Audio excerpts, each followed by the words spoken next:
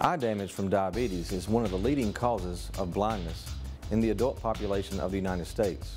Blood vessels of the retina can leak, rupture, or become clogged, resulting in scarring and damage that can lead to vision loss.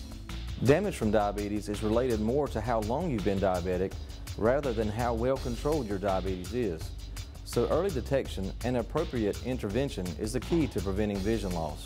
Retinal imaging techniques such as Optomap, ultra-wide-field imaging, and digital retinal photography allow examination of the entire retina for changes due to diabetes. Ocular coherence tomography, or OCT, allows the exploration of the retina in layers so that even the earliest damage from diabetes can be caught.